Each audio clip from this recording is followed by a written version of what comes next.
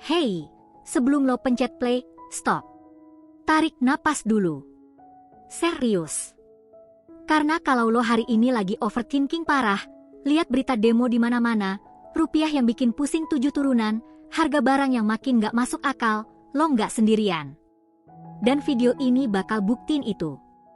Kadang kita cuma butuh Someone yang bilang, bro, lo di jalur yang benar. Oke, jadi yang lagi rame banget di mana-mana itu sebenarnya nggak cuma satu hal. Kita ngadepin trifecta, 3 masalah besar yang saling related dan bikin anxiety level kita langsung naik drastis. Demo mahasiswa yang makin masif, pelemahan rupiah yang rik titik terbawah, dan harga-harga kebutuhan pokok yang bikin dompet nangis setiap kali ke minimarket. Ini bukan clickbait, ini realita yang banyak orang belum sepenuhnya ngerti. Bayangin lo lagi di highway, tahu-tahu 3 ban kempes sekaligus, nah gitu rasanya. Mari kita timeline-in biar lo ngerti konteksnya. Mulai awal tahun ajaran baru, ripple efek dari kebijakan ekonomi mulai terasa ke masyarakat. Harga BBM naik, listrik naik, dan bahan pokok ikut-ikutan. Nah, bersamaan dengan itu, nilai tukar rupiah mulai melemah signifikan terhadap dolar. Mahasiswa mulai turun ke jalan, awalnya cuma ratusan, terus ribuan. Sampai titik yang bikin pemerintah harus respon. Ini bukan happenstance, ini pattern yang recok nizable.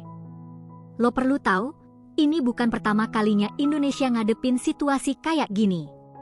Sejak kemerdekaan, kita udah beberapa kali mengalami gejolak ekonomi yang bikin stabilitas goyang. Dari Krismon 1997 yang bikin banyak perusahaan bangkrut, sampai era reformasi yang penuh ketidakpastian. Tapi yang beda sekarang, sosial media bikin semua informasi langsung sampai ke kita semua, termasuk yang bikin stres. Jadi nggak heran kalau semua orang jadi anxiously aware. Nah, ini fakta yang banyak orang nggak tahu.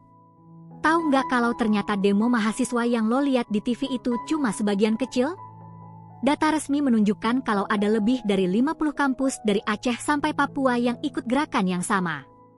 Tapi media cuma coverage yang di Jakarta dan Bandung. Artinya, ini gerakan yang jauh lebih masif dari yang lo kira. Bayangin, ini kayak Iceberg yang lo lihat di permukaan cuma 10% doang. Fakta kedua yang gak kalah mencengangkan, tentang overthinking kita. Menurut riset dari psikolog UGM, lebih dari 60% mahasiswa Indonesia mengalami tingkat overthinking yang signifikan. Bukan cuma karena tugas atau deadline, tapi karena anxiety soal masa depan ekonomi mereka.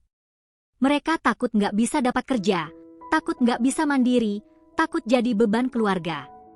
Ini real dan ini serius. Dan yang paling tricky, kita sering nggak sadar kalau kita lagi overthinking sampai udah terlalu dalam. Banyak orang mikir kalau mahasiswa yang demo itu cuma mau ribut atau nggak dapat diskon SPP. Itu asumsi yang keliru dan perlu kita luruskan. Padahal aspirasi mereka jauh lebih dalam, mulai dari keberpihakan pemerintah terhadap oligarki sampai keberanian untuk nggak cuma jadi spektator dalam kebijakan yang affecting their future. Mereka ngomong bukan karena mau cari perhatian, tapi karena their future is literally at stake. Mari kita klarifikasi lebih dalam. Faktanya, berdasarkan data dari UIN Syarif Hidayatullah, konsumsi rumah tangga yang biasanya nambah 54% ke PDB sekarang lagi turun. Fenomena, rojali, rombongan jarang beli, mulai happening di mana-mana. Orang-orang menengah ke bawah mulai hold back pengeluaran mereka. Bantuan sosial dari pemerintah? Itu cuma band-aid, bukan solusi jangka panjang. Ini kayak naruh obat pereda nyeri di luka yang butuh jahitan, meringankan sesaat, tapi nggak nyembuhin. Dampak langsungnya? Langsung ke dompet lo. Kalau dulu lo bisa makan siang di warteg dengan 15.000, sekarang 25-30 ribu udah baseline. Tarif listrik naik bikin tagihan bulanan makin berat. Nah, ini yang bikin overthinking makin parah. Kita nggak cuma stres soal sekarang, tapi juga uncertain soal tomorrow. Dan jujur, itu exhausting banget. Kadang kita capek bukan karena aktivitas, tapi karena overthinking itu sendiri. Jangka panjangnya gimana? Kalau nggak ada perubahan struktural, kita bisa masuk ke spiral negatif yang susah di-break. Deindustrialisasi bakal makin parah, artinya lapangan kerja manufaktur makin sedikit. Inflasi bakal terus naik, dan daya saing tenaga kerja Indonesia bakal turun dibanding negara-negara tetangga. Inilah kenapa demo-demo ini happening, karena anak-anak muda ini see the writing on the wall dan gak mau diam aja. Ini sudut pandang yang jarang dibahas. Overthinking yang lagi happen di masyarakat kita itu sebenarnya bukan weakness, itu justru proof kalau kita aware. Bandingin sama generasi ortu kita yang mungkin lebih obedient sama sistem. Gen Z dan milenial sekarang lebih kritis, lebih berani questioning, dan itu, secara nggak langsung, good for democracy. Justru jadi masalah kalau semua orang apatis dan nggak peduli. Jadi kalau lo overthinking, artinya lo masih care. Dan itu penting. Angka-angkanya bicara keras. PDB Indonesia memang grow, tapi kalau lo adjust dengan depresiasi rupiah, growth yang kelihatan besar itu actually nggak sesignifikan itu. Dari data Wikipedia, lo bisa lihat bahwa dari 1980 ke 2010, nominal PDB naik drastis, tapi ini heavily dipengaruhi pelemahan rupiah terhadap dolar. Pertumbuhan yang genuine itu jauh lebih kecil dari yang diklaim. Jadi kalau ada yang bilang ekonomi kita grow, ya grow doang, tapi kualitasnya perlu dipertanyakan. Reaksi publik mixed banget. Di satu sisi, ada yang support demo dan nyadar urgensi ekonomi. Di sisi lain, ada yang bilang, mahasiswa mending fokus belajar aja. Di sosial media, diskursnya jadi panas, ada yang blame pemerintah, ada yang nyalahin sistem. Tapi yang paling banyak muncul adalah rasa frustrasi dan anxiety yang we desperate. Kayak lo lagi di grup chat yang full of drama, semua orang mau ngomong, tapi nggak ada yang agree. Dan ini yang paling kontroversial, muncul perdebatan soal apakah demo itu efektif atau enggak. Banyak yang berargumen kalau demonstrasi di Indonesia historically nggak pernah membawa perubahan kebijakan yang signifikan. Di sisi lain, ada yang yakin kalau tanpa tekanan dari jalanan, oligarki bakal makin nggak terkendali.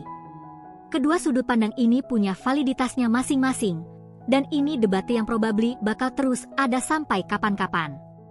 Nggak ada jawaban yang black and white di sini. Mari kita lihat analogi dari sejarah. Krismon 1997 hingga 1998 bisa jadi case study yang relevan. Waktu itu, gejolak ekonomi trigger massive social change, reformasi. Banyak yang gak nyangka bakal ada perubahan sedrastis itu. Tapi ternyata, pressure dari berbagai arah, termasuk jalanan, bikin sistem harus beradaptasi. Sejarah gak pernah dengan tepat, tapi polanya sering mirip. Jadi jangan underestimate the power dari collective action. Dan ini dia twist yang bakal bikin lo think twice. Tahu nggak, sebanyak apapun demo dan sekeras apapun overthinking kita, ada satu hal yang pemerintah nggak bisa tangani dengan kebijakan biasa? Namanya generational shift. Dalam 10 tahun ke depan, generasi yang sekarang overthinking dan demo ini bakal jadi voters, entrepreneurs, dan decision makers. Dan mereka nggak bakal lupa apa yang mereka alami sekarang. It's like planting seeds, kecil sekarang, tapi pohonnya bakal gede ration. That's the real power yang nggak bisa di-stop. Jadi, balik ke lo yang lagi overthinking baca berita-berita itu. Lo nggak gagal. Lo nggak lemah. Lo cuma ada di generasi yang forced to grow up faster karena circumstances. Overthinking itu sebenarnya brain lo yang berusaha understand sesuatu yang complicated. Dan kalau lo bisa channel itu jadi awareness dan action, lo udah winning. Nggak harus jadi aktivis untuk doing something, bisa dimulai dari hal kecil. Kondisi emang nggak baik-baik aja, tapi lo lebih kuat dari yang lo think. Percaya deh. Nah, gue mau denger dari lo. Lo lagi ngerasa apa? Overthinking soal ekonomi, demo, atau kondisi yang lain? Share di kolom komentar ya, gue mau tahu perspektif lo. Dan kalau lo feel video ini relata, jangan lupa like, share ke temen yang juga lagi ngerasain hal yang sama, dan subscribe buat konten-konten serupa. Kita nggak sendirian di sini. Dan kalau lo butuh seseorang yang ngerti, lo udah nemu tempatnya.